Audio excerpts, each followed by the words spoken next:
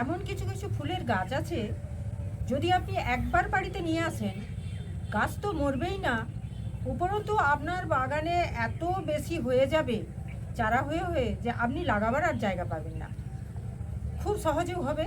সেই রকমই একটি ফুলের গাছ হলো রেন লিলি। এটা বর্ষাকালে জুন জুলাই সময়ে এটা হয়।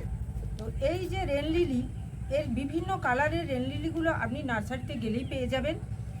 পিঙ্ক, সাদা, হলুদ, লাল, আরও বিভিন্ন কালারের আছে, যেগুলো দেখলেই আপনার সঙ্গে সঙ্গে পছন্দ হয়ে যাবে। তো যখন আপনি বাল্ব কিনতে যাবেন, একটু বড় সাইজের বাল্ব কিনবেন, তবে বাল্ব দেখে চেনা যাবে না, মানে কোন কালার কি চেনা যাবে না। যখন হয়তো ফুল ফুটবে সেই সময় যদি আপনি আনেন, তাহলে হয়তো বোঝা যাবে যে এটা কোন কালার, কিন্তু আপনাকে আন্দাজেই নিতে হবে। তবুও অনেক সময় যারা নার্সারিম্যান তারা কিছু কিছু গাছ চেনে, তারা হয়তো বলে দিতে পারে। তো আনার পর একটা প্রথমেই এটা প্রতিস্থাপনের জন্য আজকে আমি এই বাল্ব প্রতিস্থাপনের ভিডিওটা নিয়ে এসেছি। এটার জন্য প্রথমে একটা মাটি তৈরি করতে হবে। আর যে মাটিতে থাকবে, বাগানের মাটি যদি এক ভাগ নেন, এক ভাগ নেবেন কম্পোস্ট, আর এক ভাগ মিহি বালি। এই বালি যাদের থাকবে না, তারা আপনারা কোকোপিট নিতে পারেন এটার জন্যে, তাহলেও হবে। আর এর খাবার খুব একটা কিছু লাগে না, তবু আমি এখানে এই যে মাটিটা করে রেখেছি, এই মাটিটায় কিছুটা খাবার দেয়া আছে। এটা সব রকম লিলি ফুলের মাটি তৈরির ভিডিও আমার এই চ্যানেলেই আছে, আপনারা একটু দেখে নিতে পারেন। তো সেটাতে কিছু খাবার দাবার দেওয়া আছে, সেটাই আমি আপনাদের দেখাচ্ছি। একটু হাড় গুঁড়ো, শিংকুচি, সর্ষের খোল, বাদাম খোল, আর নিম খোল, আর একটুখানি সিঙ্গেল সুপার ফসফেট, এই দিয়েই আমার এই মাটিটা তৈরি করা আছে। খুব বেশি খাবার দাবার ভারী এতে লাগে না। আর এর জন্যে আপনারা যে কোনো পাত্র নির্বাচন করতে পারেন, যে কোনো টব, যে কোনো আপনাদের খুশি মতো যে কোনো টব নিয়ে এটা লাগাতে পারেন। এটা তো এরকম টবেও লাগাতে পারেন, আর কোনো গামলাতেও লাগাতে পারেন। আমি এর জন্য এই গামলাটায় লাগাবো, বা আরও আমার রেন লিলি আছে সেগুলোও লাগাবো। এখন একটাই আপনাদের সামনে দেখাচ্ছি। আর এই যে এর ছিদ্রগুলো, এটা বন্ধ করার জন্য আপনারা একটু নেট দিতে পারেন, পাতা কিছু দিতে পারেন। আমি এখানে পাতার বদলে আমার এই ধানের চিটেটা আছে, এটা আমি দেবো। আর এই ধানের চিটেটাও এই মাটির সাথে একটু মেশানো আছে। পারলে এই মাটির সাথে একটু ছাইও দিতে পারেন আপনারা, কেননা এই বাল্ব জাতীয় গাছ একটু ছাই পছন্দ করে।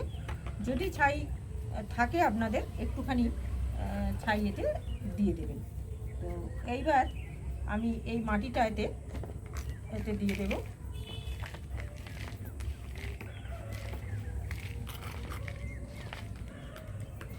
এভাবে নানা ধরনের ফুলের গাছ যারা করতে ভালোবাসেন, বাগান প্রেমীরা তো অবশ্যই নানা ধরনের গাছ লাগাবেন। যারা বাগান করতে ভালোবাসেন, তারাও এই ধরনের বাল্ব জাতীয় গাছগুলো জোগাড় করুন। এগুলো ভীষণ চারা তৈরি হয়ে যায় আপনা আপনি। তো এই মাটিটা আমি নিয়ে নিলাম। আর এই যে বাল্বগুলো, এগুলো একটু এই ওপরের অংশটা একটু একটু খালি রেখে এগুলো বসিয়ে দেবেন। মুখটা একটু, একেবারে পুরো বাল্বটা ঢেকে দেবেন না, কেননা এগুলো এখান থেকে এই মুখগুলো থেকেই গাছটা বেরিয়ে যাবে। যদি শুকনো শেকড়গুলো থাকে তাহলে একটু ছিঁড়ে দেবেন। আর এগুলো লাগানোর জন্য দূরে দূরে এগুলো বসিয়ে দেবেন। এই আমি লাগিয়ে ফেললাম সমস্ত বাল্বগুলো ভর্তি করে। এখনও কিছু রয়ে গেল, এগুলো আবার অন্য একটা জায়গায় লাগিয়ে ফেলবো। তো এবার এতে জল দিয়ে দিতে হবে। তবে এই যে লাগানো হলো, এটা আপনি ফুল সানলাইটে উন্নয়ন রাখতে পারেন, একটু হালকা ছায়াযুক্ত জায়গাতেও রাখতে পারেন। তবে বৃষ্টির জলেও থাকবে এগুলো, কেননা এগুলো তো বৃষ্টির সঙ্গেই সম্পর্ক, রেন লিলি। তবে দেখতে হবে ড্রেনেজটা যেন ঠিকঠাক থাকে, জল যাতে না জমা হয়। যে কোনো গাছ জল যদি জমে যায়, যতই জল ভালোবাসুক, জল যদি দীর্ঘ সময় জমে থাকে তাহলে সেগুলো পচে যাবে। এতেও যদি জল জমে থাকে পচে যাবে, কিন্তু বৃষ্টির মধ্যে থাকলেও কিচ্ছু হবে না। সারা বর্ষাকাল বৃষ্টির মধ্যেই থাকবে। যে কোনো জায়গায় আপনি রাখতে পারেন এগুলো, তাতে ফুল দেবে। যাই হোক, এইভাবে আপনারা বিভিন্ন কালারের এই রেন লিলি বাল্ব কিনে এগুলো লাগিয়ে ফেলুন। আর এতে আর এখন তেমন খাবার দাবার দেওয়ারও দরকার হবে না। এই যা খাবার দিয়ে এগুলো লাগানো হলো, এতেই এরা ফুল দিয়ে দেবে আর অসংখ্য চারা তৈরি হবে। পরবর্তী ক্ষেত্রে আপনারা আবার এর থেকেই চারা আপনারা নতুন নতুন করতে পারবেন।